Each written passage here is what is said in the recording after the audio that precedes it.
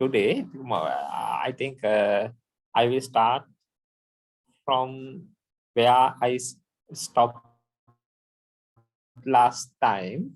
And today's one is mainly I'm talking about the Sri Lankan economy. And this is more maybe familiar to you. Maybe these words, maybe you have listened so many times in the news and what maybe the newspapers. If you watch the TV news, you can see so many government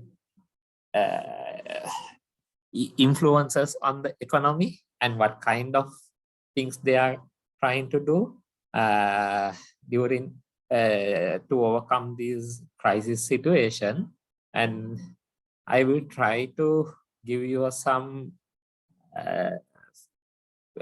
parameters, what kind of thing government is trying to do, and what is the real status of the Sri Lankan economy at present. And before that, we should know what are the economic indicators.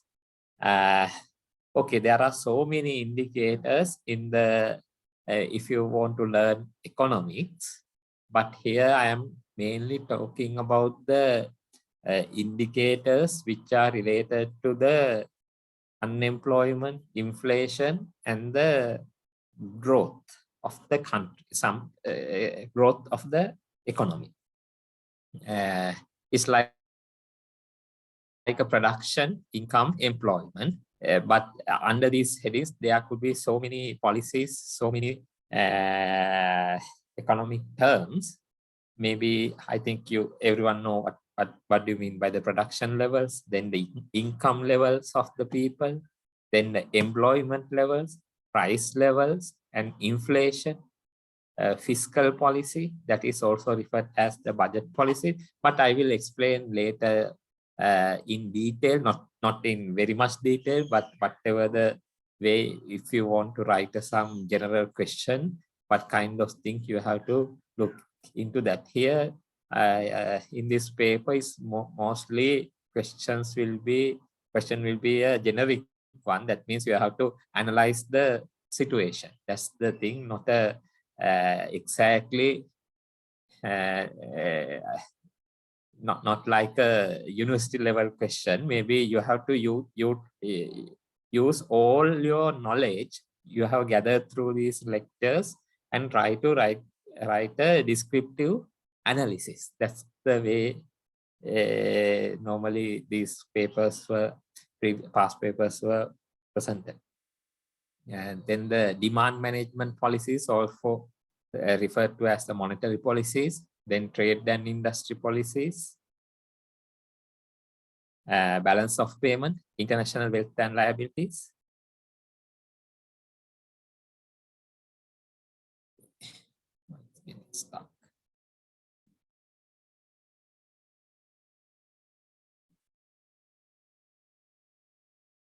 Something happened in the internet. Then the GDP, I think it could be a total GDP, then it could be a per capita GDP, then the unemployment rate, inflation rate, domestic savings, national investment, change in the structure of the economy, the capital output ratio. There could be so many indicators, but here I will try to distinguish some of the indicators between different categories. First one, I will consider the economic indicators. That means whether the budget is surplus or deficit. I think in our history, we are having a deficit, not the surplus. It could be a current account or maybe the overall. Here, don't go into the detail. What do you mean by current account? And normally it's a budget, it's deficit. That means our revenues are lesser than the expenditure. That's our normal scenario in Sri Lanka. Revenue as a percentage of GDP, then growth of public debt, balance of payment. I think last time explain what do you mean by balance of payment. I think more all these theories, economic theories, in the macroeconomic sense, that is based under the balance of payment. I think that day I explained current account, financial account, and the investment account. All the things are explained under balance of payment. The terms of trade, that means how the country will go for the foreign trading, at the level of external reserves. Then the social indicators, I think these are the expectancy rate at male. Okay, maybe it has overall expectancy at life expectancy. Male, now I think Sri Lankan's life expectancy is around 77 years. Male, female, infant mortality rate, that means death rates at the at birth. Maternal mortality rate, that means whether the mother, death rates of the mother. I think in our free health system, comparatively other countries, our country having a very low mortality rate, and the infant mortality rate as well as the maternal mortality rate compared to the other Asian countries and the African and some of the European countries. Then there's a two words called crude birth rate, crude death rate. Those are economic terms. This crude birth rate means if you calculate the birth rate per 1,000 people at the mid-year, that means in June, normally this will be calculated in June. As this is an economic term. Now, let's say if the country wants to define a birth rate, normally every country is like a standard. Every country, they will calculate the birth rate at the mid-year per 1,000. That's the word called crude. And crude death rate also calculated same way in the mid-year. Then the total fertility rate, literacy level also male, female, then the school enrollment rate, primary, secondary, prevalence of under 5 child malnutrition, poverty head count, those could be considered as the social indicators of the country. Now, comparatively Asian countries, South Asian countries, Sri Lankan social indicators are far better than the other countries. Then it could be a political indicators. I think these are the somewhat lacking in Sri Lanka. I think different names, every government, they are trying to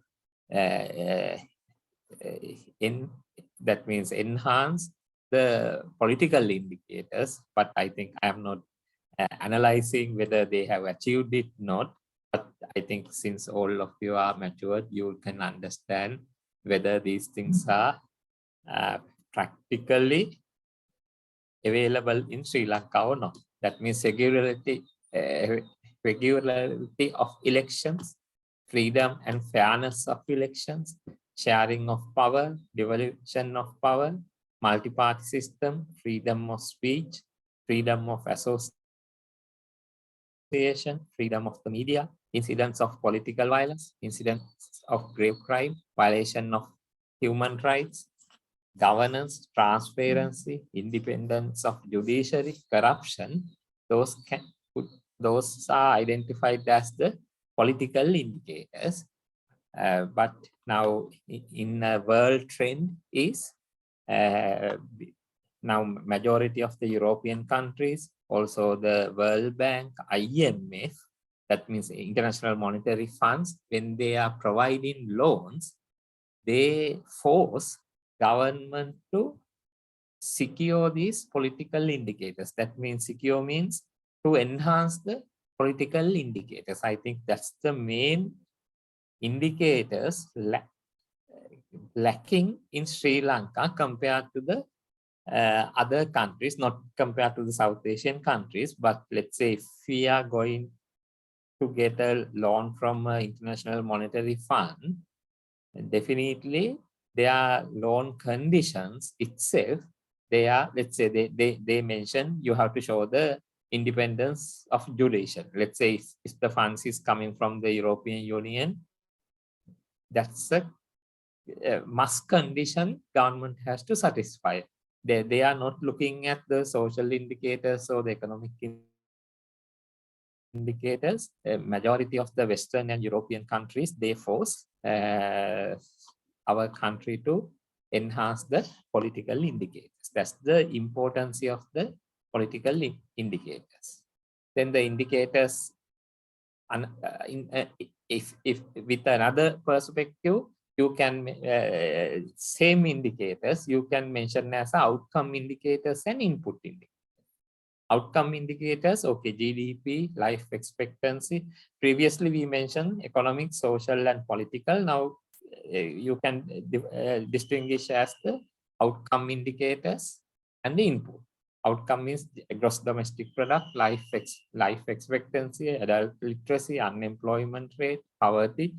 So many things you can identify here. Some I have identified. Then the input indicators, savings, investment, budget surplus or deficit, school enrollment, those kind could be categorized as the input indicators. Then depend on the level of aggregation, you can identify the indicators, aggregating indicators and the sectorial indicators. GDP, life expectancy, okay, maybe whatever the indicate that is, you how you will define your indicators. Sectorial indicators is a representation of the sectors. In our Sri Lankan system, mainly agricultural sector is there, industrial sector is there, service sector is there. Then that I will show the what kind of share among these three main sectors. Our country having around more than 60% in the service sector, then the industry sector and the agriculture sector having shared between around 35%. Then there could be qualitative indicators. It's like a majority of these qualitative indicators reflect the political indicators: transparency, accountability, non-discrimination, equity, inclusivity, participation. Here I am just giving some economic indicators. You can't say this particular indicator relevant to this. That's the way you let's say you can say it's a qualitative. Sometimes it could be a qualitative indicator, maybe economic, same thing in the output indicator, maybe an economic indicator. Likewise, you can define. And here I will try to explain these things. There are, I think that's the main thing in the economic, this lecture. What are the government policies? Why we need the government policies? What action government does to achieve growth and stability of the economy? I think all our engineers here, our main objective is to achieve the growth of the Sri Lankan economy. Then how do we achieve that growth? To achieve the growth, we have to enhance our production capabilities in the industrial sector. Then if it's a service sector, we have to increase our service sector, or maybe to add the value, that means value addition. Or another thing is the agricultural sector, to enhance the agriculture sector. Ultimate objective is to achieve the growth, and after achieving the growth, maybe the economy will stable. For that, there are so many policies government is adopting. First one is the fiscal policy. Fiscal policy, I told previously, it's as like a budgeted. It's also called as a budget policy. Mainly, it includes the taxation, how to control the expenditure, then the pensions, then investments, then whether it's how this budget deficit is financing, all are under fiscal policies. Then the monetary policies refers to the financial policies, mainly the interest rates, how to maintain the reserve ratios. Then there are so many ways to have the money supplies. Then the industry, and other thing is maybe you cannot find the exact boundary between the fiscal policy and the monetary policy, but mainly monetary policy relates to the interest rates, reserves, money supply, taxation and other things, investment ways, and how to finance the budgeting, all the things under fiscal policies. I'll explain later these things in detail. Then the industry policy, then how to enhance the industry. That means how to expand the industries. Then the trade policies, how to, that means our main objective is to export our finished goods to the other countries. Then there could be, we should go for a maybe trade agreements. Then how, then let's say if we want to buy raw materials, then how that to import the raw materials, maybe if we can go for a government to government or maybe long-term trade agreements, we can get more benefit, that kind of things under trade policies. Then the exchange rate policies, how exchange rate is managed, whether it's a fixed exchange rate or whether it's a floating exchange rate, that kind of things govern under exchange rate policies. Then the development policy. Development policy mainly related to how wealth be distributed among the people. Actually, ultimate objective of the government, not normally we are saying, okay, middle income, low income people, then maybe some very high income people. Ultimate objective is to reduce the gap among these income categories, but whether that will achieve it or not is a different situation, but that's the ultimate objective in the development policies. In the fiscal policy, this word is very much important. Fiscal policy, normally it's called as expansionary or contractionary policies. Expansionary means our main objective is to expand the whatever, let's say, now, if you adopt the higher taxation, if you increase the high tax value, if you increase the tax value, it's like a contractionary policies. That means you are getting more from the industries, more from the consumers. That means ultimately your main objective is to reduce the consumption. Now actually it's like expansionary policies they are adopting in present situation.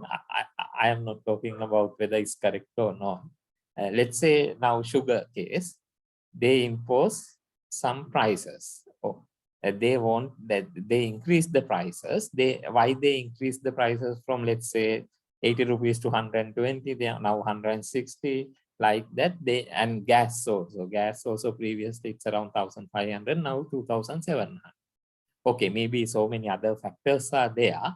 As soon as you increase the price, government objective is to reduce the consumption. That means that is ultimately this expansionary or contractionary word can be adopted in every policy.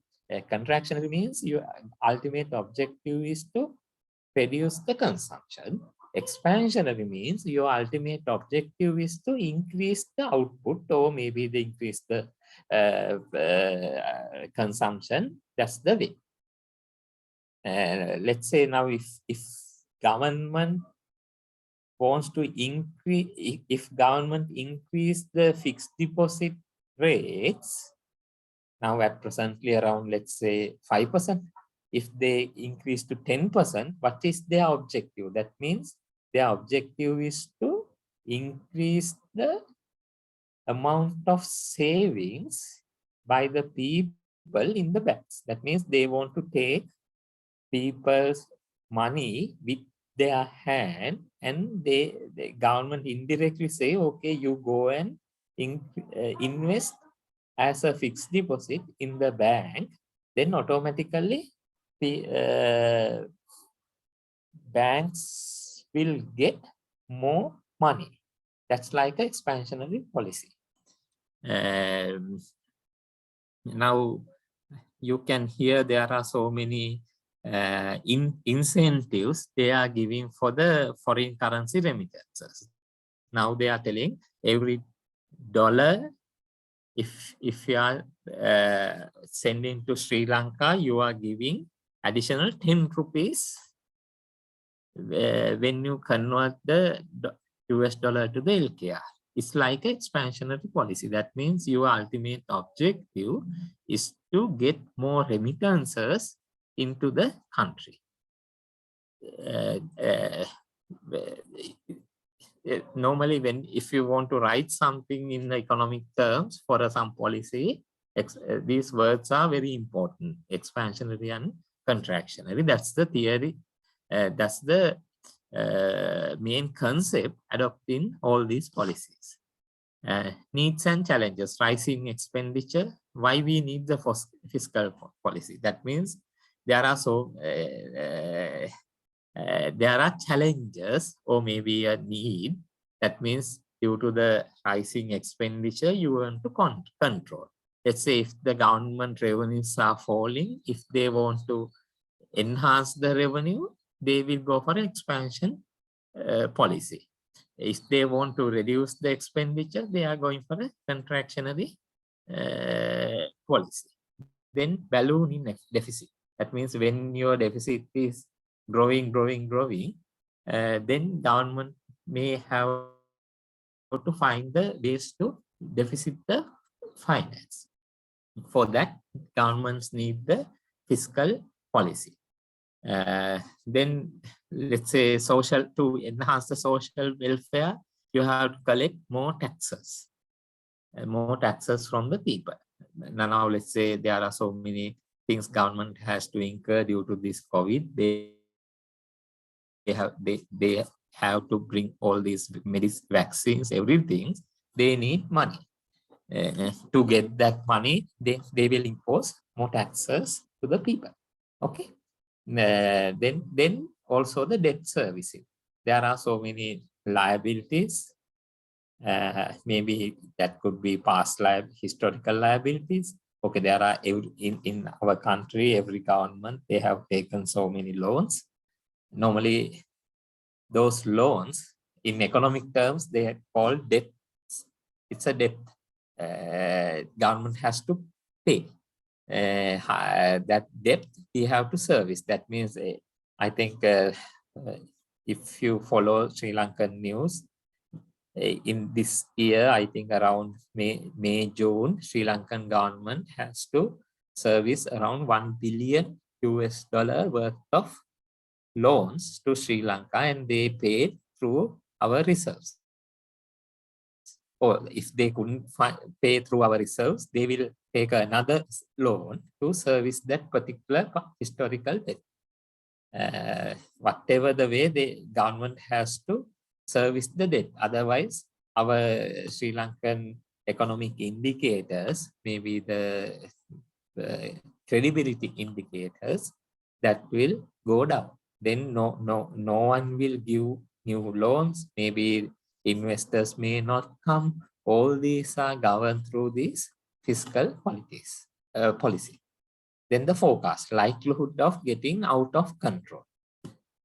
Implication, adverse on private investments and expansion. Implication of this, pressure on finances and inflation, all the things under fiscal policies, and mainly during the recession. I think now this is the typical example in economic terms. Recession means economy has not growing.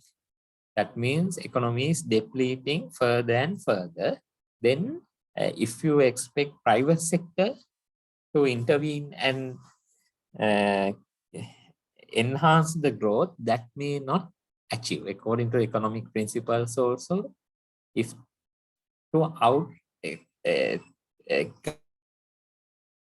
government should intervene and stimulate the economy out of recession. Then what are the major concerns government should address is the inflation. That means government has to control the inflation. Okay, now I think around 10% we are talking about the inflation, but government main objective is to maintain the inflation around 1 to 2, okay, maybe up to around 3%, but now it's around 10%. You can't expect private sector to intervene and control the inflation. Then output growth. Then government should adopt correct policies to enhance the growth. And also during the recession, so much unemployment will occur. Then you have to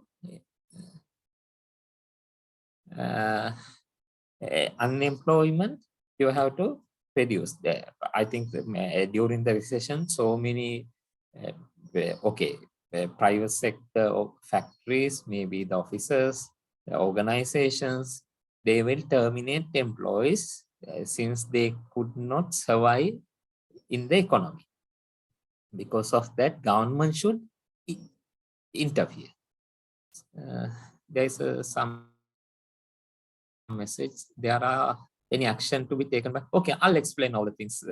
I think once I explain all these theoretical explanations, I will explain what are the actions. There are mainly government is focusing on 3 categories. I will explain one by one. Okay, I think this is mainly a general awareness session. You can learn a lot. Okay.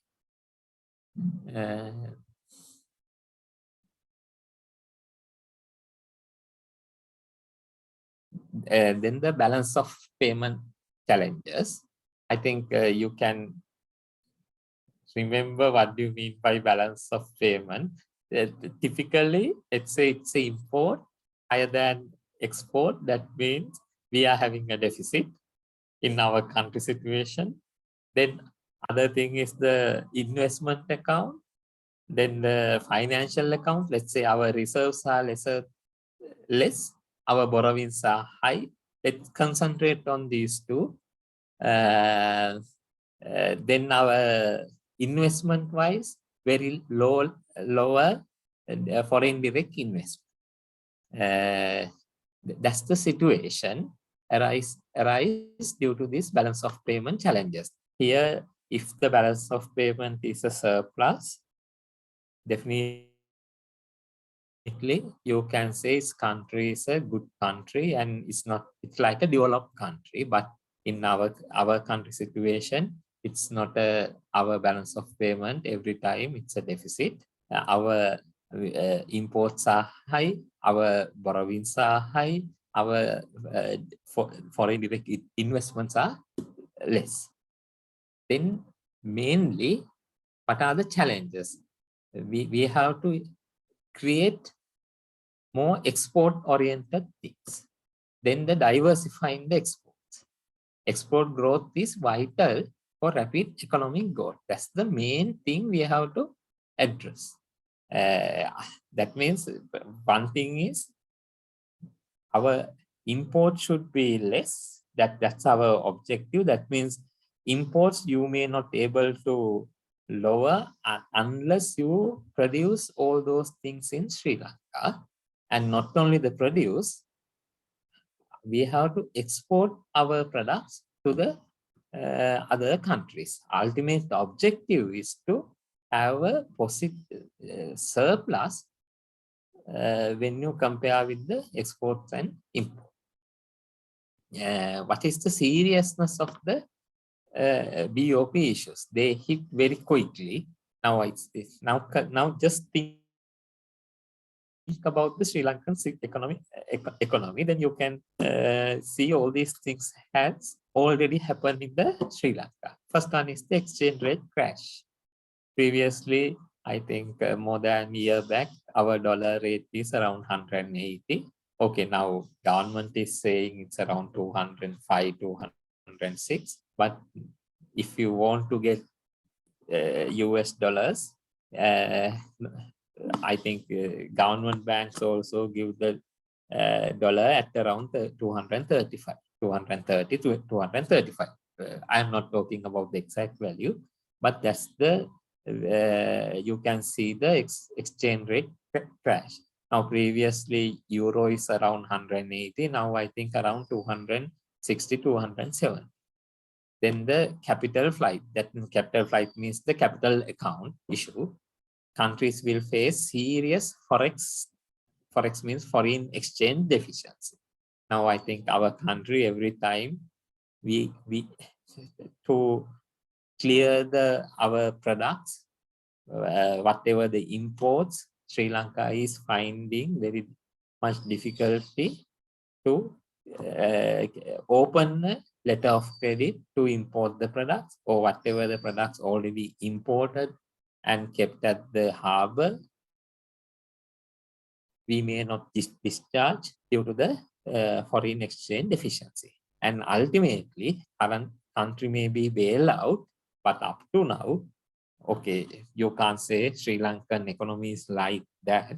Now, only way Sri Lankan economy can recover at presently, it's if we can enhance the export, or otherwise our 60 more than 65% is under service sector. That means tourism sector. If the tourism sector grow, definitely we are getting more foreign currency, and that will give us some positive contribution to overcome the forex deficiency. But the main issue is the rate of getting the US dollar inflow to Sri Lanka is very low compared to our imports. We are importing everything from other countries, mainly the essential things. For that, we need so much dollars to pay for the other countries. Then the fiscal deficit on the balance of payment, just keep it in mind. What are the three things I explained in the balance of payment? It's mainly the import content. Why this deficit? Deficit is coming mainly the government expenditure typically has heavy import content. Don't think that's only the government, Sri Lanka. Let's compare, consider this is as a government means Sri Lanka. Okay. I explained that is on the current account.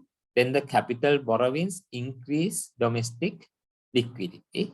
Steady capital borrowings will increase the reserves. Our main objective is to reduce the import. That means and enhance the exports. Then the borrowings.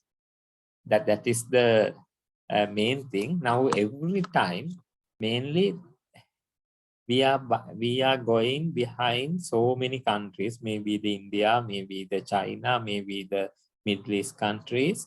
Now to buy the fuel, crude oil, or maybe the fuel. We are looking for a short-term borrowings from the foreign countries to cater our short-term demands. The problem is when you go and take a short-term borrowings, their interest rates are very high. That means it's an additional burden to the economy. It's like same way. If you want to buy a loan, you can go for a bank and take a loan at let's say 7 to 9% interest rate.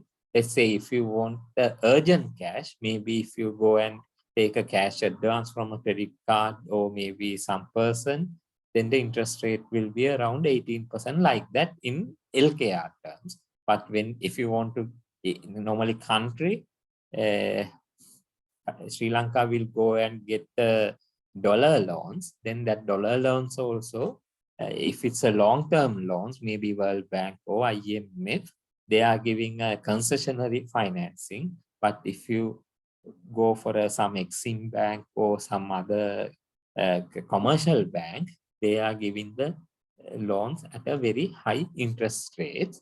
Then all those things will add to the as a debt of the particular country. We have to pay the principal and the loan both. Okay. Lack of right fiscal incentive for exports, wrongful incentive increase imports could cause more trouble for trade balance. Here main concern is the import, export, reserves, borrowings, how to manage that fiscal deficit on the balance of payment, how to manage this balance of payment deficit. Then other thing is, what are the policies for the growth?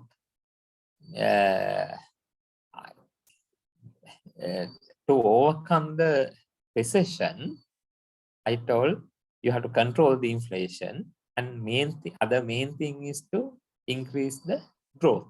Growth means every sector.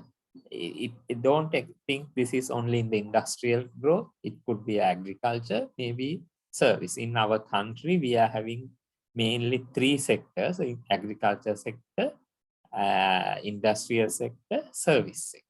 Okay, there are maybe a very few other sectors. I'm talking about the main sectors. Then our main thing is incentives to enhance the export growth. That's the main thing. Then promoting industrialization, rural development for income redistribution, trade pacts to promote exports, provision of essential inputs like health, education, law and order, defense. That means political stability should be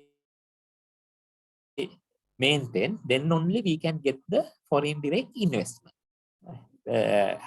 That means growth can be achieved through the proper investment. That means if we can get more and more direct investments, to get the foreign direct investments, country have a good political stability.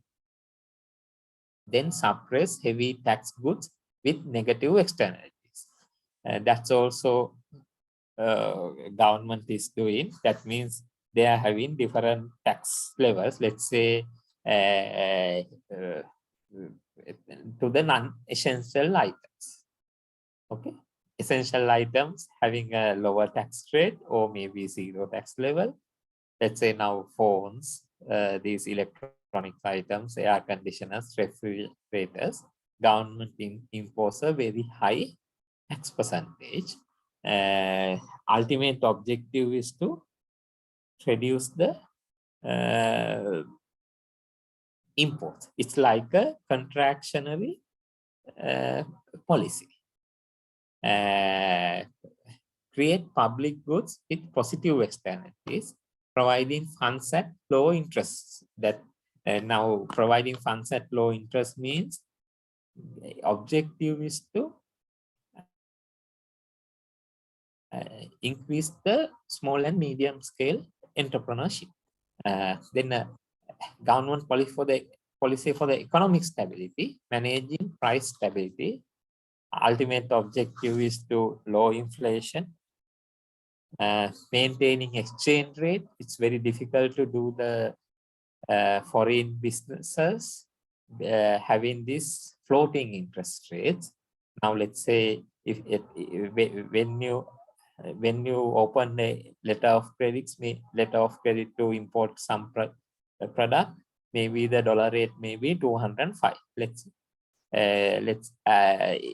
if the product will reach after, let's say, 2 months time, then if the dollar is 250, then that final product, it will be have a huge impact on the foreign exchange impact. Let's say normally you think you can sell that product, let's say 10,000 Sri Lankan rupees. Ultimately, that will cost around 15,000 Sri Lankan rupees. Then you can't predict your businesses. If the government can maintain the exchange rate as a fixed exchange rate, that would be the ideal case. But during the recession, it is very difficult to maintain the exchange rate as a fixed exchange rate, and also the keeping the interest rates as stable. Presently, we are having a very low interest rates. I'm not talking about the fixed deposit interest rates. Here, the interest rates for the investment opportunities. Let's say if someone wants to go for some loan facility to enhance their production, then government has to give the if government really wants to enhance the growth, they should provide low interest loans. But let's say during the period, interest rate will vary, maybe let's say 5% to 7%, 8%, 9%, then no one will obtain loans during the recession due to the unpredictable interest rates. Then to achieve the economic stability, government should manage the budget deficit. Then also the keeping the debt levels under control. Every time during the recession, government has to obtain so many loans to pay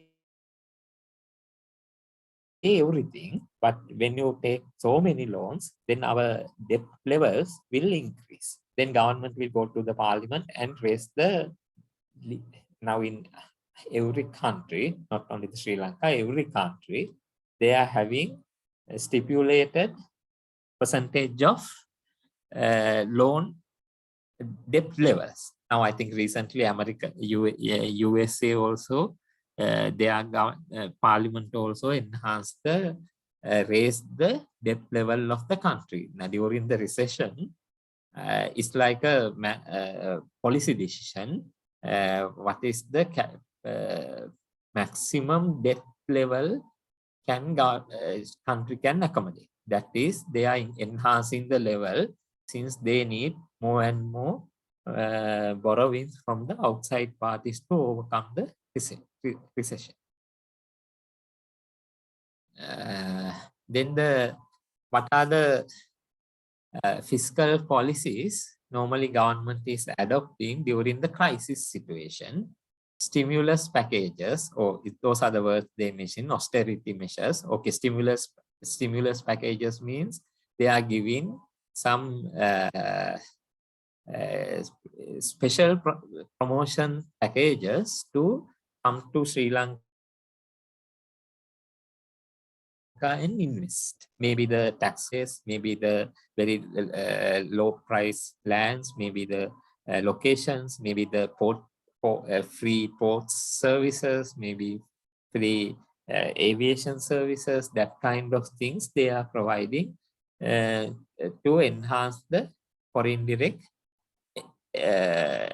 investments. Controlling government budget deficit, tax holidays to promote FDI means foreign direct investments. Then the transfers and poverty alleviation programs for social stability, public investments to create infrastructure. I think that's also a main advantage. No one will invest on the infrastructure projects during the recession. Then government should invest on the infrastructure projects, then people will have jobs. Otherwise, so many unemployment will increase. Only government, that's why I clearly mentioned government should intervene to overcome the recession. You can look into different aspects how to overcome this crisis situation. And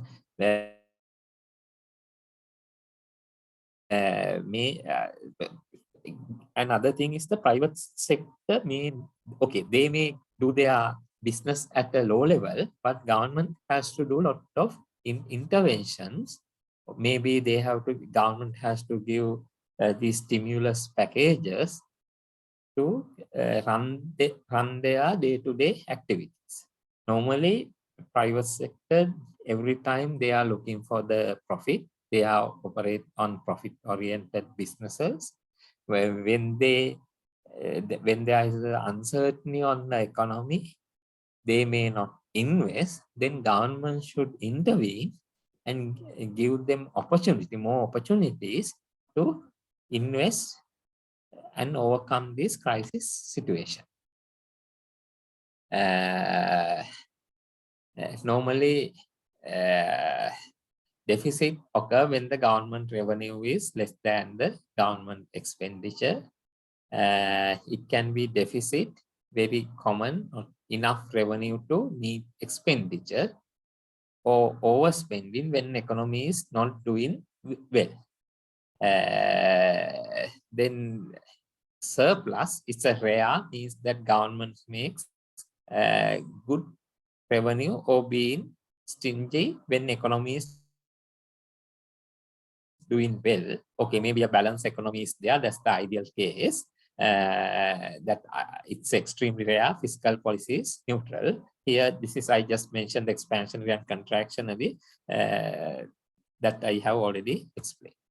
When the deficit situation, you have to identify what is the size of the deficit, frequency of the deficit, means of financing, then how do we control our businesses? That's a main thing. That I think all the things should be done by the finance ministry, and they should identify what is the size of the deficit, then what's the frequency, that means how long we can keep this kind of things, then how to finance this deficit, maybe the short-term financing, maybe the medium-term financing, and long-term financing. Then what kind of businesses they have to give stimulus packages. Normally, every time government should focus on the essential items production within the country itself. That's the main thing to overcome the recession. Then government revenue. Normally, how does government get the revenue? Mainly through the taxation. Then maybe the taxation, maybe the income tax as an individual taxations, maybe the industrial taxation, trade taxes, custom duty, excise taxes, non-tax revenues also there. That means profit through the profit, dividends, fees, levies, so many things government try to collect the revenue. Main thing is through the taxation, government collect the revenue to the country. That could be a direct taxation or the indirect taxation. Direct taxes means, let's say, when they pay your salary, they will deduct pay as you earn. That means pay tax is there. Maybe the income tax also there for the commercial entities. They are having the corporate taxes are there. Then indirect taxes, they passes through to the final consumer level, mainly the VAT, value-added tax, import taxes, excise taxes. Let's say if you are buying a refrigerator, you have that particular company, they have already paid the value to the government, and they will pass to the consumer as a VAT or maybe another tax level, tax name. They will get it from the consumer at a later stage, but at the entry point itself, government has collected that tax from the importer itself. Then how can government find the finances. So what kind of sources of finance are available? One is through the foreign sources, maybe a concessional borrowings. That could be the ideal situation if government can get the borrowing. Maybe the World Bank, maybe the IMF, that kind of thing. Then maybe the institutional finance, foreign market borrowings. Foreign market borrowings may be having some higher interest rates, but now it's very difficult to get the concessional borrowings. Therefore, Sri Lanka has to go for the foreign market borrowings with a high interest rates that will directly impact on the borrowings, short-term borrowings, and the that interest rates in the balance of BOP level. Then the domestic market sources, it could be a treasury bonds, maybe the bonds, non-market sources, rupee securities, so many. Oh, and another thing is through the local banks also, they are trying to finance. So many, there are so many ways. There are, here I have explained very few. There are a lot of other ways, but those are the things, major sources government can go for the finance the deficit. What are the implications?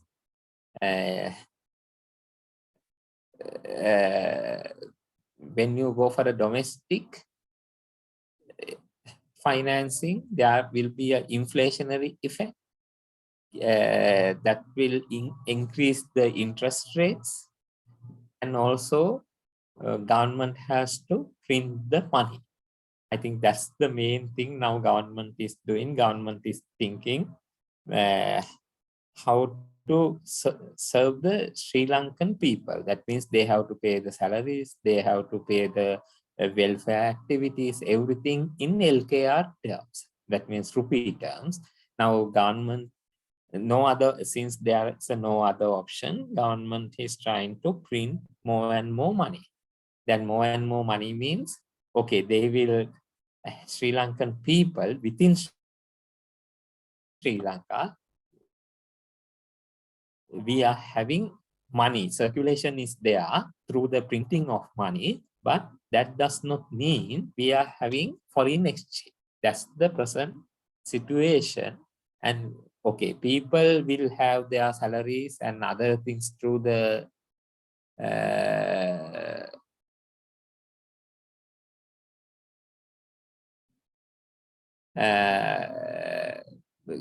people are getting through the LKR terms, but we don't have sufficient funds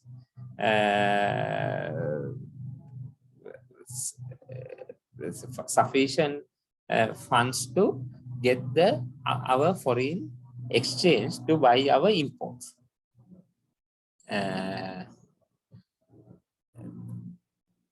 Then the foreign market, what are the implications? In the foreign market also, main implication is we don't have sufficient forex, foreign exchange to pay our imports. And also other main thing is when you export our products to the other countries, these exporters, they are not converting their US dollars to LKR, thinking that money will further depreciate. Let's say today, if you want to convert your money to LKR, maybe bank will give 210 rupees, but let's say during the recession, they may think money will further depreciate, and let's say after 1 month time they can take 250, 230, 240. They wait until that, keeping dollar values in foreign countries, and they convert US dollars into LKR at a later stage, not at the immediate stage. that also on a huge impact on one our country. They are trying to, I think central bank recently impose a condition, at least they impose a very high percentage. I think they request around 70 to 80% of foreign export earnings to be converted into the LKR, but majority of the export traders, they opposed to that one, and they agreed around very lower value, around 10 to 20%. They will convert. Definitely, they have to convert some part to the LKR to pay their products, pay their salaries and other things. But government funds are approximately more than 80% of their earnings to convert into the LKR. That's also there.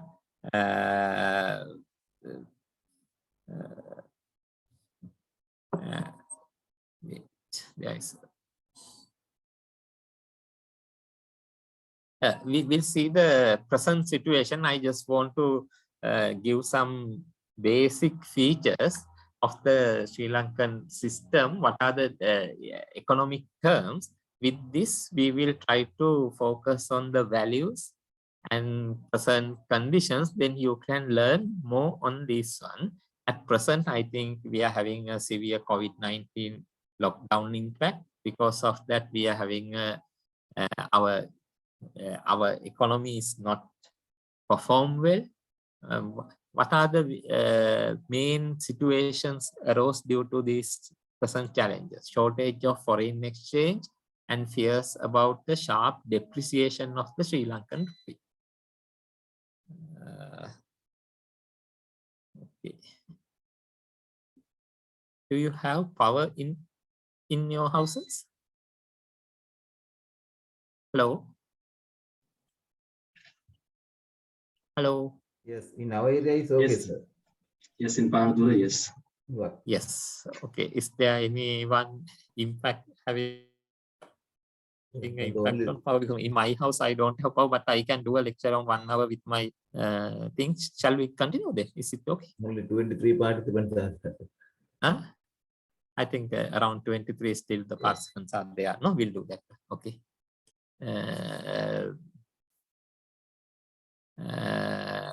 Okay, maybe 1 hour if we can survive, it's okay. I'll do until my computer gets stuck. Okay.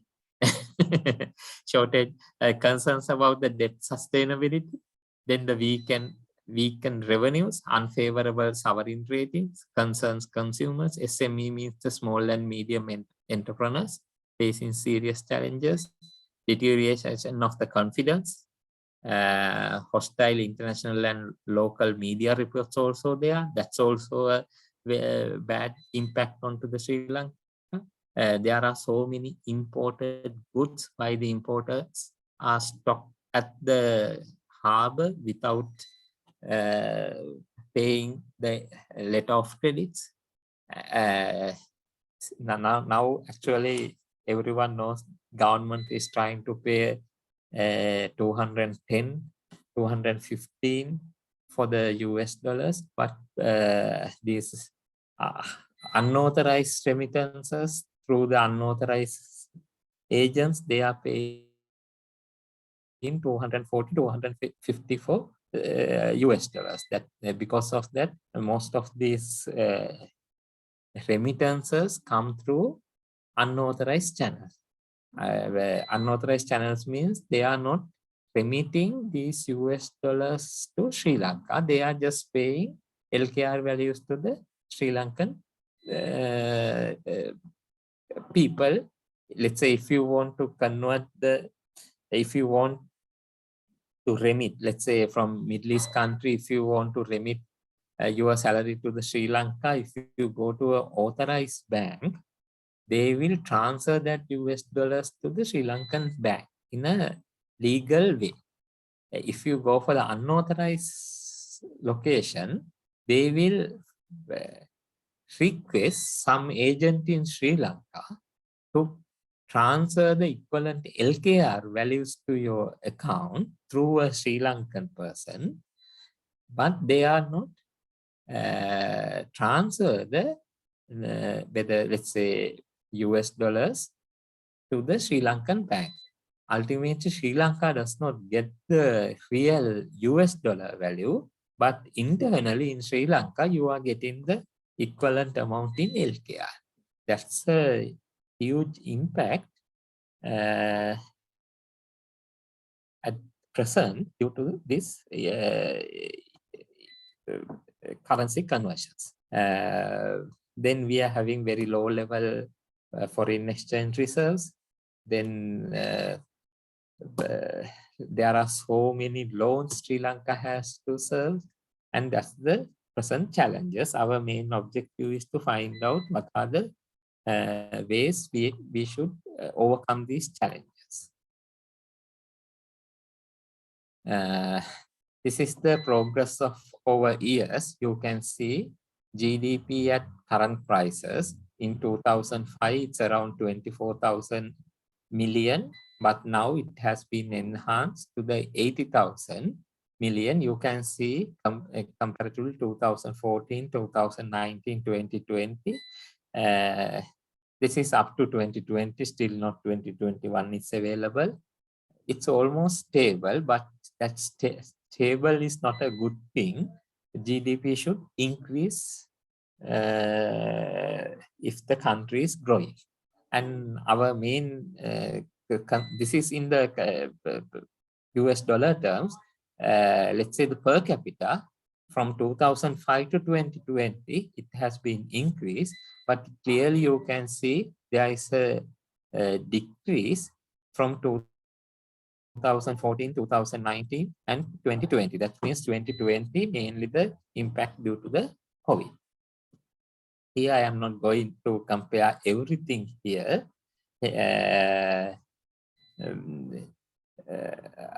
These are the present thing, mainly GDP one I want to explain. And you can see exporting services in exporting as a percentage of the GDP. In 2020, there is a huge impact on the export market in Sri Lanka. It's around 3.8% as a GDP, but in 2019, let's say 2014, is more than 6 to 7%. That's a huge impact due to the COVID. That means almost our internal industries who create lot of exports have been impact due to this COVID. And also you can see there is a government external debt, how much external debt we have to service as a percentage. It's around 40% we have to pay as an external debt. But see the local debt, central government debt as a percentage of GDP. It's in 2020, it's almost more than 100%. That means it's our gross domestic product is not sufficient to pay our debts. It's a huge amount. This is just give a present picture about Sri Lankan economy. There are so many other things. I'm not explaining all the things. Just read those things. In your examination, no one will ask the values. Just you have to explain analyze the situation. That's the main thing you have to do. Okay. Here in 2020, mainly our agricultural sector has come down. Our industry sector has come down. Our service sector has come down. This is the main composition of our contribution. I told we have three main sectors. Here the composition. Service sector is around 65%. Agriculture sector is around 7.7, let's say 8%, and industry is around 28%. That's the composition. Because if you say our industry is more than 30%, it's around, let's say 25, 27, 28. That's the way it's values are in that particular range. Agriculture sector is 7%. But what are the things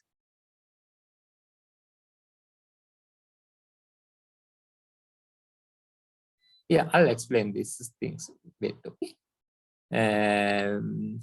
Growing, but however, during this COVID period, you know that our internal agricultural things may have increased. Okay, there are so many domestic gardens, so many things. There are some positive things were there, but overall sector wise, there is an impact on Sri Lankan economy.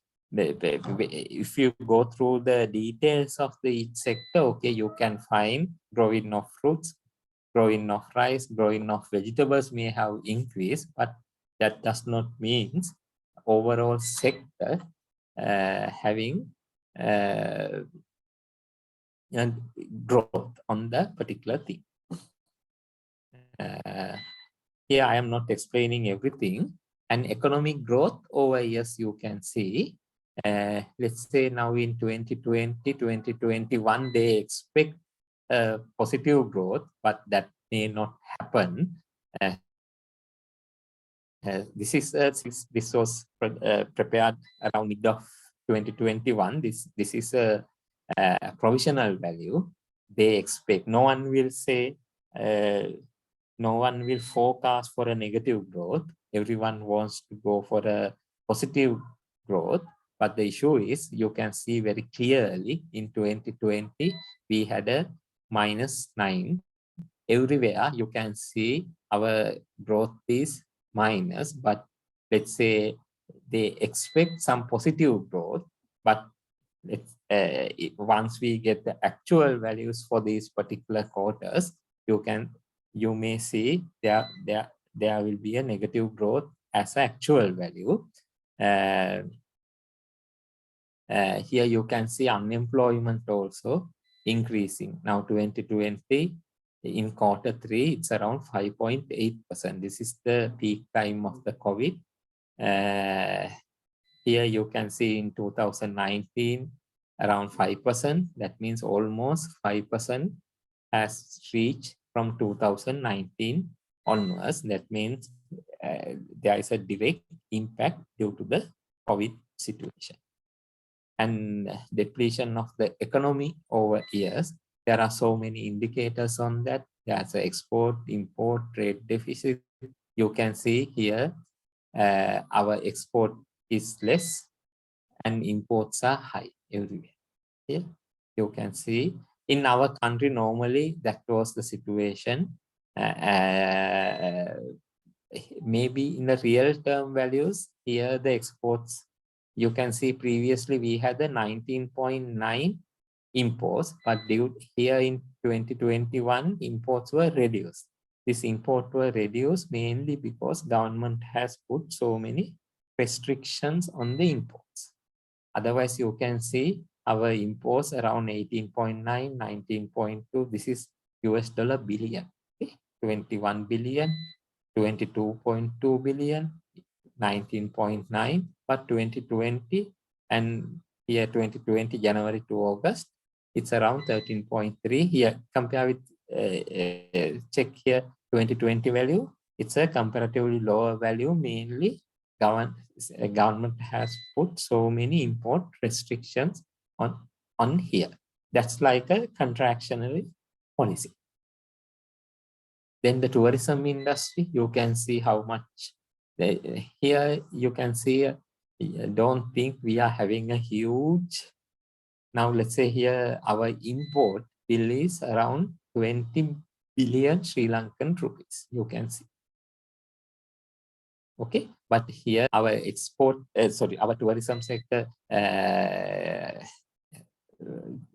contribution is around 4.3, maybe 5 billion Sri Lankan rupee, US dollar 5 billion. That's the now in 2020, it's almost we lost around 3 billion Sri Lankan rupees. Now here 682 million in 2020.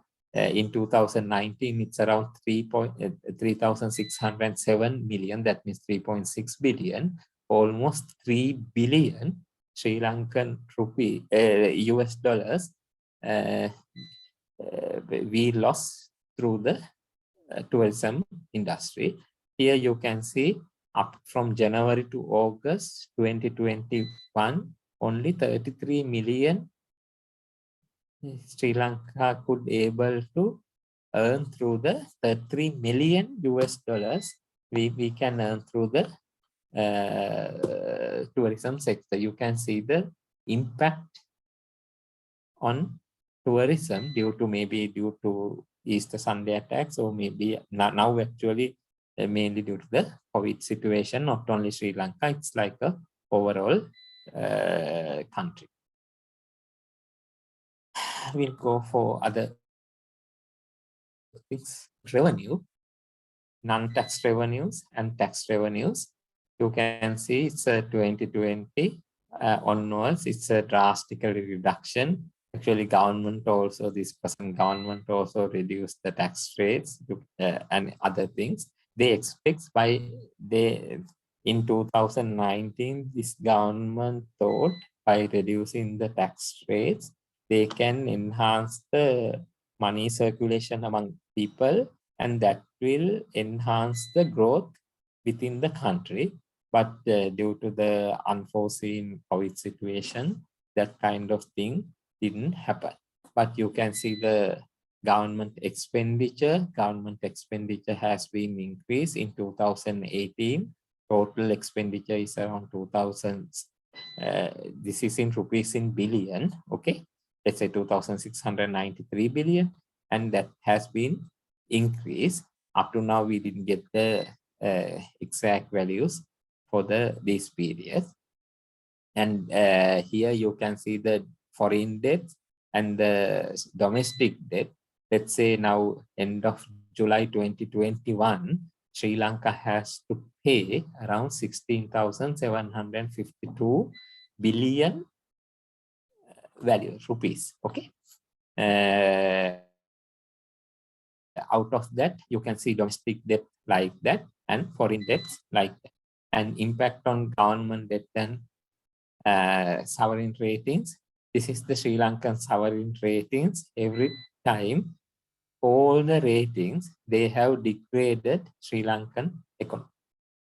That's the main issue when Sri Lanka tries to get the foreign investment or maybe the foreign borrowings. That will be a big impact on the sovereign rating of the country. Normally, every financial institute, they will see what is the, okay, maybe it's a Moody's rating, or maybe the Fitch ratings, maybe the S&P global ratings. You can see every year, not only recently, from 2012 onwards, maybe the year 2015, maybe here 2012 onwards, our country, okay, there could be so many political statements, but when you look at the international level, they predict that Sri Lankan economy is going in a depletion manner, not in a positive way, it's on the negative way. They have, based on that, they created Sri Lanka in a different way. Ultimately, you can see very clearly all the ratings are in a negative trend. Then important export earnings. You can see our exports here, monthly exports changing. Here, just you can read these things. I am just extracted from the central bank intermediate report they have prepared during month of October this year, and these are the latest values. Then the import expenditure, workers remittances also here having a thing. You can see previously from January to 2019 to here, you can see our departures in blue line, you can see a huge reduction in departures. Then the remittances also very low, worker remittances also dropped, but it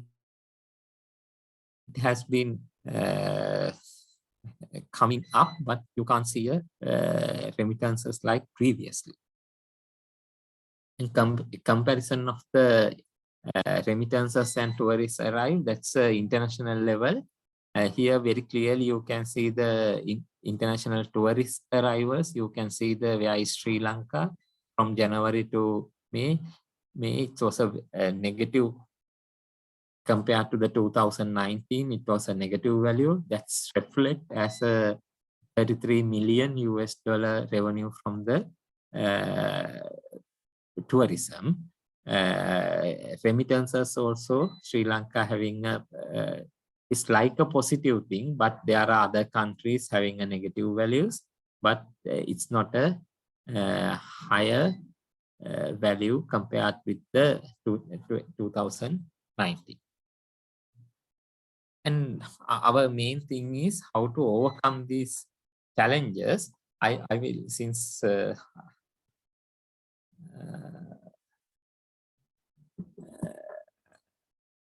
we'll go through the how to overcome the challenges. This is the some Asian economies I have compared. Where is the Sri Lanka? You can see the Sri Lankan economy, 2020, 2021, 2022, 2022.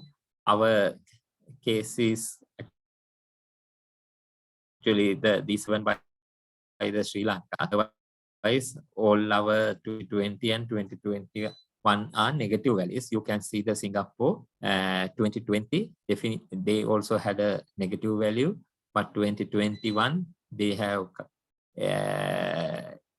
managed to overcome the situation, and 2022 also they are having positive values, but most of the other countries, every country having the actually here the 2020 values are the actual values that reflect very clearly what kind of impact on the particular economies, Asian economies. And these are the stakeholders. I think this will be the other important thing, how to overcome these challenges through the different participation of the stakeholders. So many stakeholders. One is the government, then the banking sector, non-bank sector, exporters, importers, developers, investors. You can just go through. Ultimately, people of Sri Lanka also within this stakeholder. These are the main issues. I think that this will address most of your concerns. What are the critical things Sri Lanka has to concern to overcome the present scenario? The central bank has identified three main aspects. One is the debt and forex concerns. That means how to overcome the debt situation, and foreign exchange concerns. Financial sector means within Sri Lanka, what kind of financial sector concerns, what are the financial stimulus packages, that kind of things. Then the macroeconomic stability concerns. We'll go through some aspects. Here, debt and forex means foreign exchange. Monitor forex flows, export. That means our main thing is to export and investments. That's the mention I previously also mentioned. Through the exports, Sri Lanka is not getting the majority of the dollar terms, dollar value. Sri Lanka should get. Our own companies, they kept all their dollars in the foreign banks. That's the main issue. Then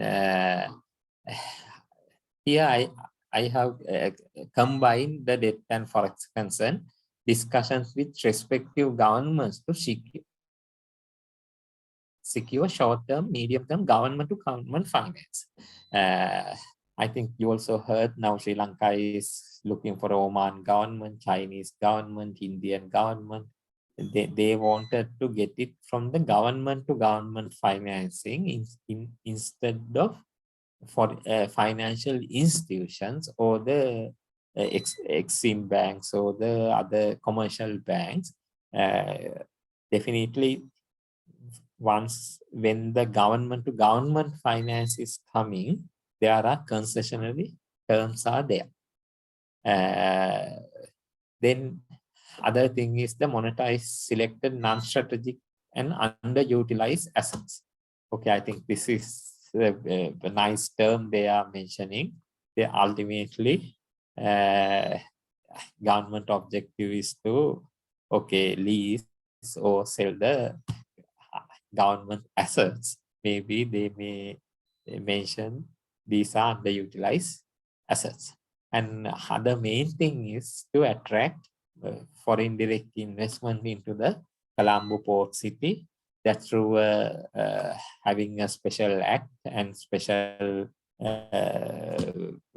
tax holidays they want to provide to attract more FDIs. That means they want to get more and more US dollar investment into the Sri Lanka. Promote dedicated industrial zones for pharmaceutical and other industries in several areas to attract new FDIs. And that also government wants to go ahead. Mainly, they want to manufacture more pharmaceutical products within Sri Lanka.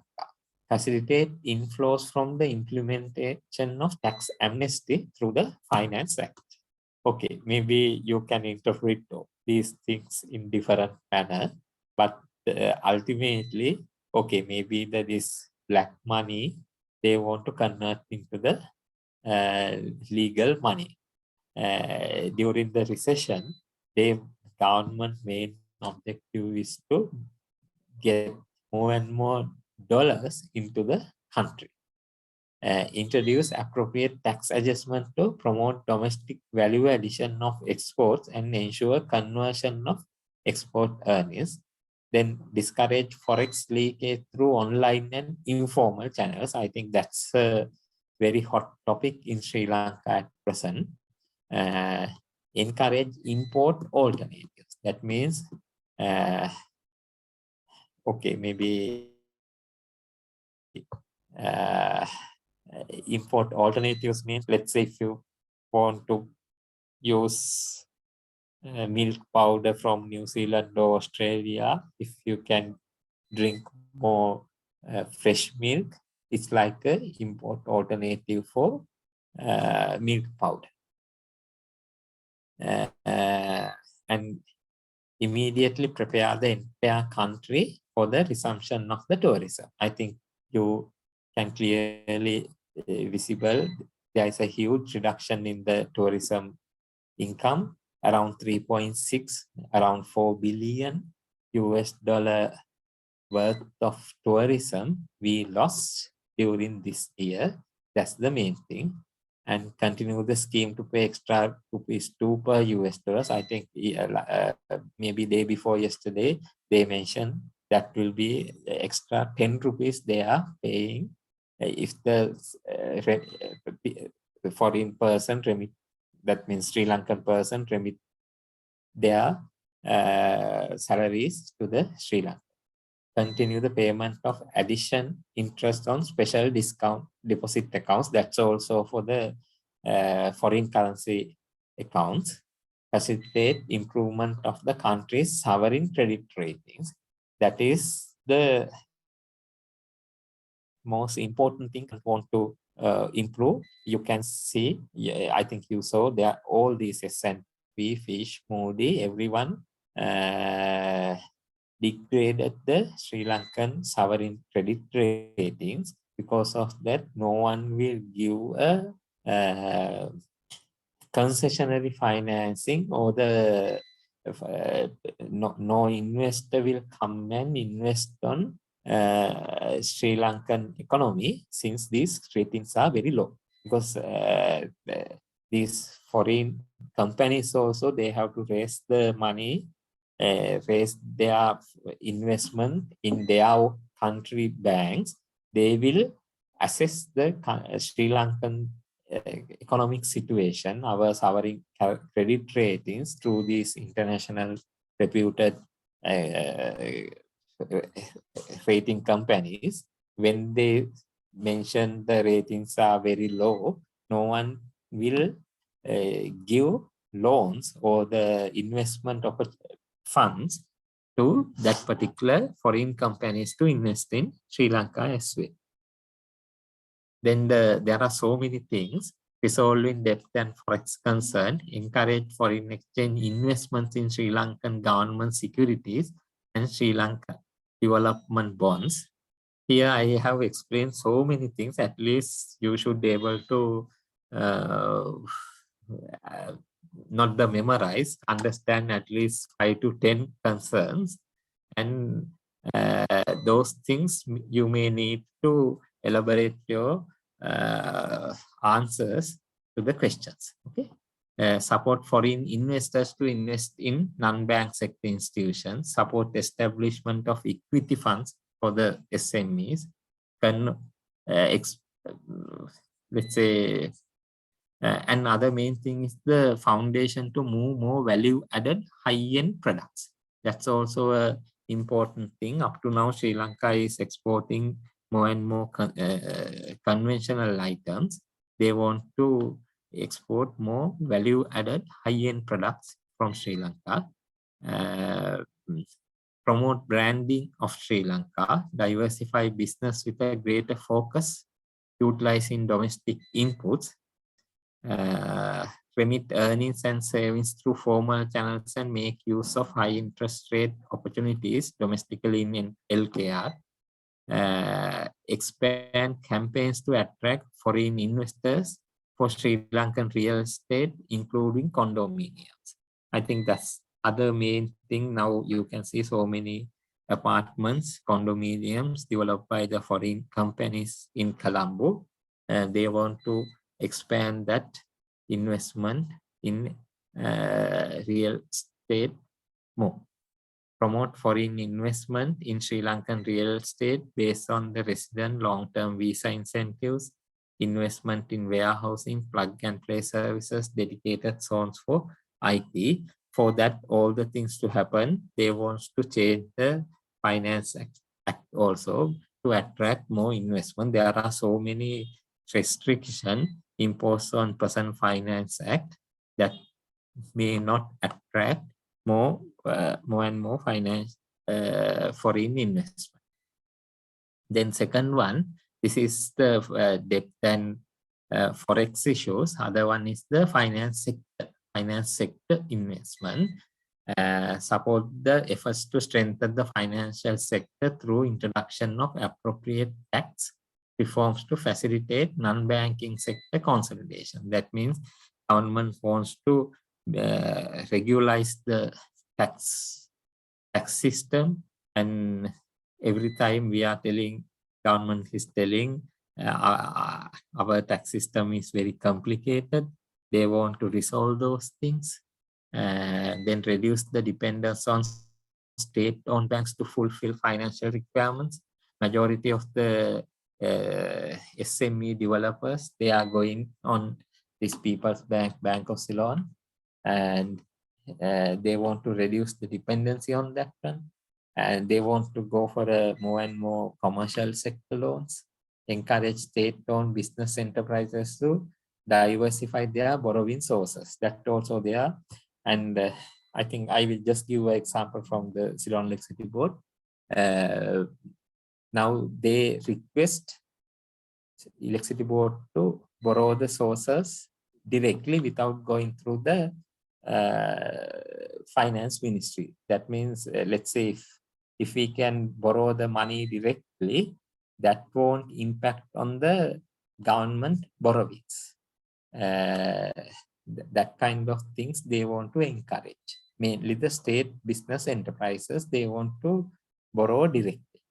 Reduce the dependence on state bank to finance petroleum bills. That's a huge impact. I think you may know around 400 million US dollars, around 400 to 500 million US dollars we need per month to import the fuel. All these amount will be financed through the People's Bank or the Bank of Ceylon. And then how the government wants to reduce? They want Ceylon Petroleum Corporation directly to get the finances from maybe from foreign institutions or maybe some other government, and they want Petroleum Corporation to pay those loans directly to those institutions. I don't know whether how much that will be effective, but that's the ultimate objective. To otherwise, these two state banks will collapse. And there are so many other things. I think you can just go through these things. Then the other thing is resolving the macroeconomic stability concerns. This macroeconomic stability concerns means, macroeconomics means the overall economy, not only the point. Government has decided or identified so many sectors. One is they want urban development, then the real estate, then the power and energy, then the fisheries, pharmaceuticals. They have identified and request foreign direct investments to come and invest on these projects. That means they have identified the physical investment opportunities. Here you can see in the Urban Development Authority, they have identified downtown city center in Battaramulla, then the port city, then the Narahampita. Okay, maybe there are pros and cons on that one, but they have identified those. Then first, mainly in power and energy sector, you can see there are so many renewable energy power proposals. They want to get and develop those power plants as a private sector investments. Previously, majority of our power plants, government involved and develop those things. Let's say all these Mahali projects, maybe the Noracholi coal power plant, our Kanithissa power plants, all the things maybe under government's hovering guarantee, they found the loans, and all those power plants are okay, belongs to Ceylon Electricity Board. Indirectly, it's a government-owned power plant. But now let's say they want to change that philosophy, and they want to develop all these power plants as a private power developers. Then government does not need to invest on these power plants. That won't impact on the government loan limits. They are giving just maybe a comfort letter or maybe some government security. But these private developers, whatever things here, let's say the real estate also, they have to find their own money, and they have to come up with the financial proposals, and they have to develop these projects through in Sri Lanka. To develop these projects in Sri Lanka, government is granting maybe the tax concession, maybe the land and other things based on different concepts, and they can take some revenue to their accounts. Maybe definitely there are some fee structuring schemes. There are pros and cons on this one. but ultimate objective is to overcome the financial constraint. They are trying to encourage foreign direct investments through these projects. Here, my main objective is there are three main concerns. One is the debt service and forex concern. Other one is the financial sector concerns. Other one is the macroeconomic stability concerns. Under macroeconomic stability concerns, here forex and debt services mainly related to the fiscal policy concerns. Then the financial concerns mainly related to the monetary policy concerns. These macroeconomic stability concerns mainly related to the development policies, development policy concerns. Those are the three policy elements they are trying to concern to come out from this recession during this crisis. Okay, I think that's the thing I want to do. Maybe I just rush up because my computer is getting, because since I don't have power here, maybe around 45 minutes I may be able to manage. I think there were some questions raised by you. How any of the country having internal debt? Because government only can obtain loan. No, this government is taking the loans from the local banks as well, not only from the thing. That's the way they are financing through these treasury bonds. Okay, government is floating treasury bills. Okay, maybe the ultimately the Sri Lankan investors, I think you know the typical example. I am not highlighting the names or anything. Bank of Ceylon has put all this money to buy the treasury bills during that issue. Okay, and okay, that's the money within the Sri Lanka. That's true. But once you raise the treasury bills, you have to pay. Government has to pay that particular interest rates, everything to the that particular bank. Okay, whatever the bonds and treasury bills, normally they are not. There are local to raise the domestic LKR values. They are raising the treasury bills in LKR terms. And also if they want to get the foreign US dollar terms, they will float US dollar treasury bills, but that does not have a very good practical impact. I think they floated. No one has came up with the proposals to buy the reserve through the US dollar terms, mainly due to the sovereign rating issues.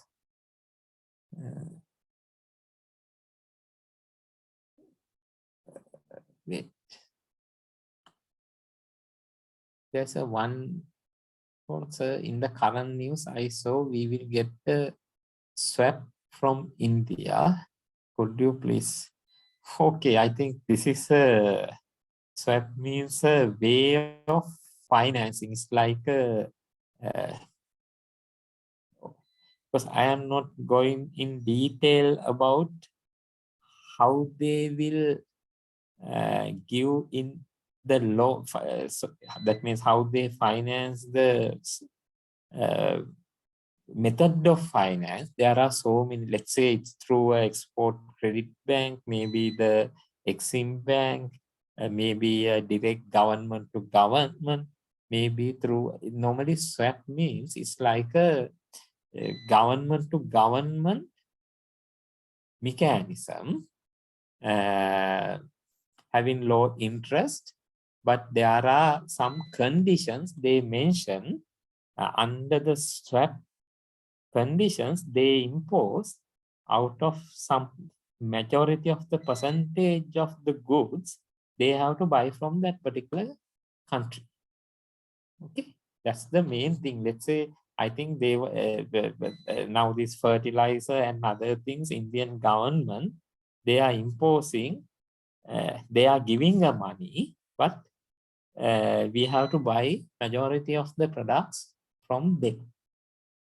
Okay, ultimately, it's like India, they are trying to promote their exports through their government mechanism to sell that products to Sri Lankan government.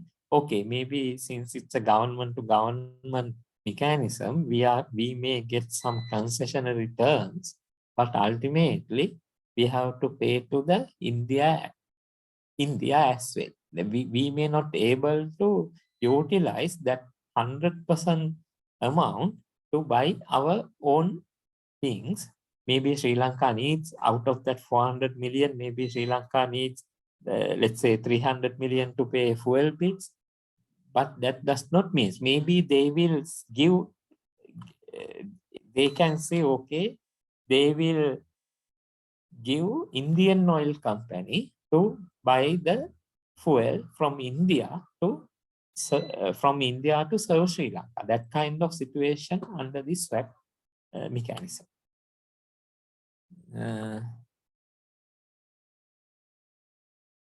Then what is this fertilizer? Why is it just tax of government to make it?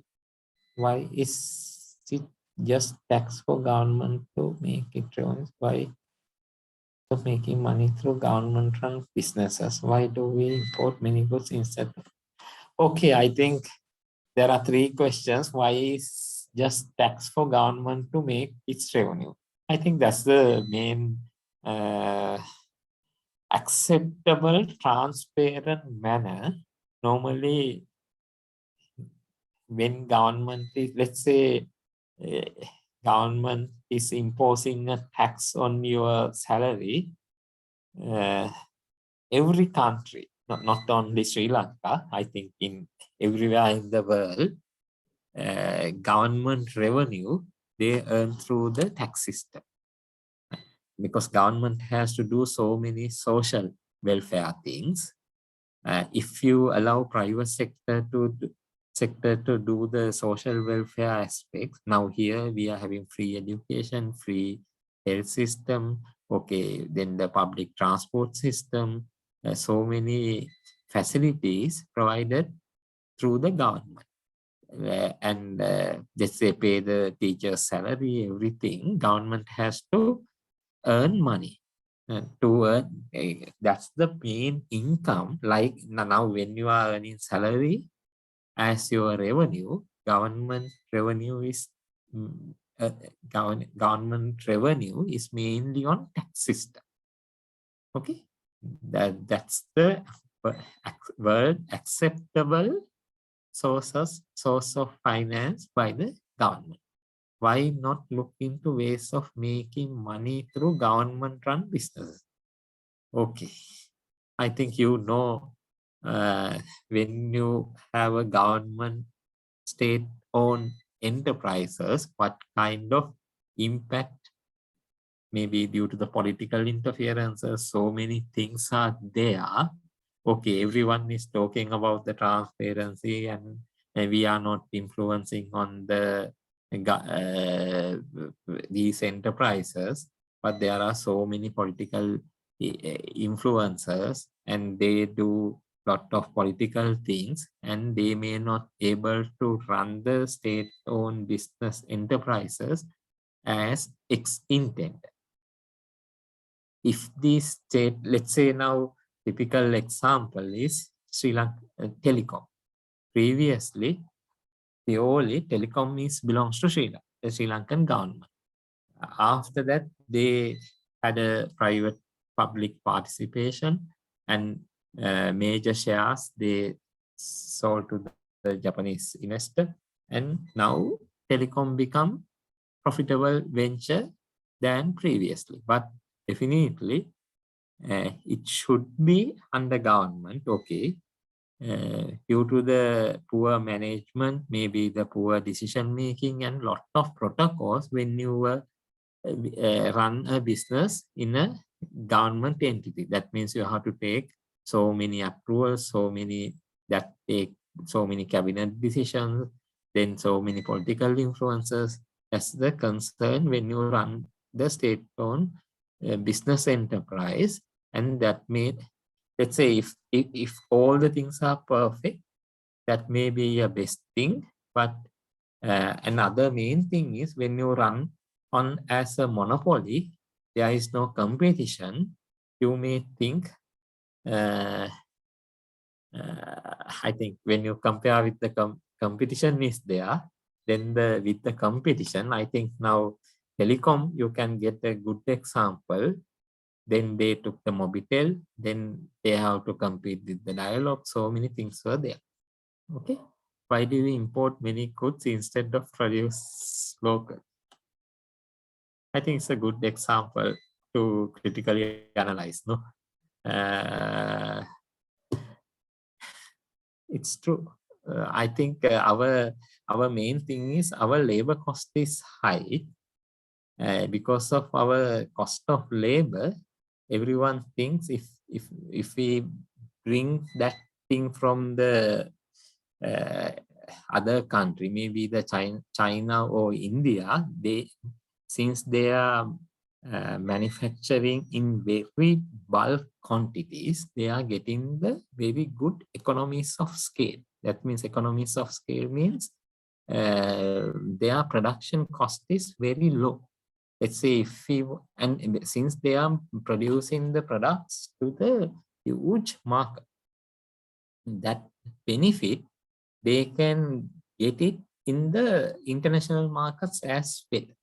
And then when we compare our local product and the same product, when we import from some maybe China or India, products are very cheaper than Sri Lanka. Let's say now in similar cases for the rice. Now in our case, let's say if the fertilizer is all the things were available, still if we bring the rice from Pakistan, India or Myanmar, it is cheaper than the Sri Lankan production cost. But only thing is when you bring all the things, let's say if government decided, okay, we should not do any agricultural product in Sri Lanka, we will bring all the things from other countries, then our economy will collapse, because you can see there are around 8% of our GDP serves to the agricultural things. That does not mean we are losing that 8%. You can see the impact in the rural economy. Whatever the things now, why people are shouting and protesting and asking fertilizer. Maybe, let's say whether this paddy, they are getting rupees 60 or 40 or 70%, it's immaterial to them. They need cash in hand. That's the important thing, because their livelihood, to maintain their livelihood, they need the money. That money will come through whatever their production. So what's your explanation about Yugadhanami power plant as a foreign investment? Yeah, as a foreign investment is true. I think that's the ultimate thing. Government is trying to get the foreign currency through the assets belong to the Sri Lankan government. It's not an underutilized thing. You can't say it's underutilized thing. Now government having a 60% share, don't think this exact percentage. Government having around 60% of share of the Yugadhanami power plant. That's 60%. Out of 60%, Treasury having that 60%. Then also LECO having around some percentage, and the Employees Provident Fund EPF having some percentage. Actually, Lanka Transformers having only around 10%. Now, out of this 60% government share, they have sold this 40% share of the power plant to the USA company. And they requested around $1,250,000 for that particular transaction. And now, since, okay, when you look at the government point of view, if the government wants to raise $250 million as early as possible, they are trying to sell their assets to the other country to get the foreign exchange they need for the other aspects. But here someone can say, okay, after selling 40% also, still 60% of shares within the Sri Lanka. Okay, this is just the explanation to have asked. This is not my personal opinion. Okay. Any other questions you raise? Is something missing? Yeah. And here there is other one. I understand that SL had manufactures fertilizers locally in the past. Yes, that's true. Sri Lanka had manufactured, but the issue is when you our cost of production is high. And another thing is with the technological development, and there are so many new innovations in the fertilizer sector. Now people want, now we are, now let's say for the cultivations, maybe it's a crop for a 3 months, 4 months, 5 months, 6 months, that kind of period. They want to get maximum outcome from those crops. Then they expect more and more fertilizer, and that capacity may not be available within our own manufacturing plants. Ultimately, when they try to import fertilizer and other chemicals from the foreign markets, their cost of fertilizer comparatively lower than the fertilizer manufactured in Sri Lanka. Ultimately, Sri Lankan business was dying out, and these foreign fertilizer companies is like a mafia. Okay, now for the same thing for the pharmaceutical industries also, there are pharmaceutical products produced by the state pharmaceutical corporation. If you go to a national government hospital, they are mainly using, now let's just consider the paracetamol. If you go and ask the SPC paracetamol, and if you go for some other product name, price is hugely different. We are expecting more foreign investment, but isn't there any disadvantages of Sri Lankan economy if we invest in any other country? Yeah. Now, there, I think government, they don't have funds to invest on other countries, but there are, I think you know, there are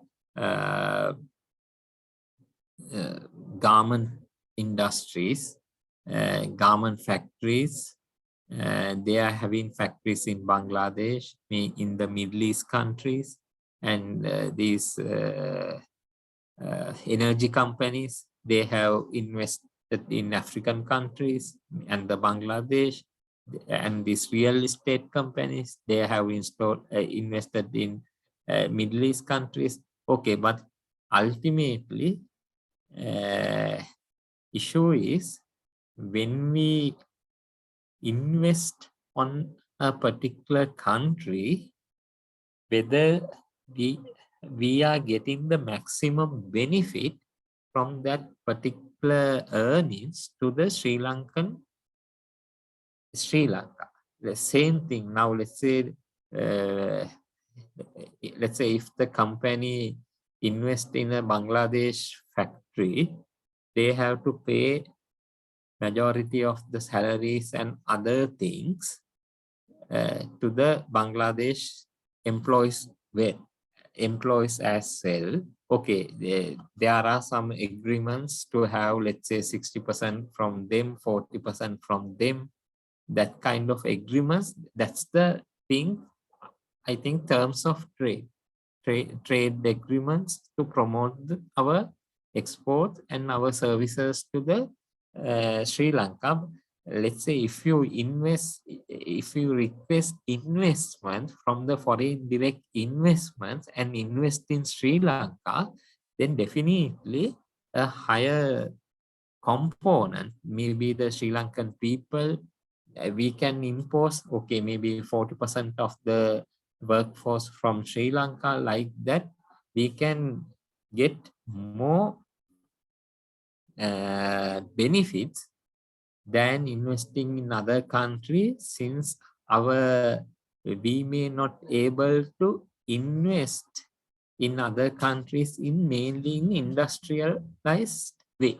Our main sources are the garment factories. That's the issue. Any other questions you have?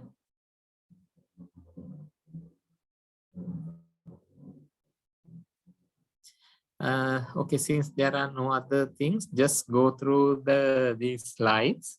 Definitely there will be one question on this topic. Definitely, and don't think only if you read the economic thing you may able to answer the questions. Go through the both sections, national policies and the economy as well. All are general questions, not testing the words or technical terms. You can write down, you can write your answers by going through the note, as well as just watch the current situation through the news or maybe the printed media. Just read, and then easily you can answer these questions, because mainly these are generic questions. Any other things to know? Hello? Hello?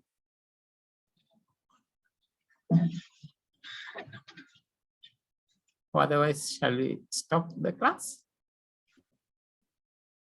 Yes. Hope you learned something, and just go through the notes, okay? I have given my slides to the ISL. If you want, you can request through the ISL to get the PDF version of the slides.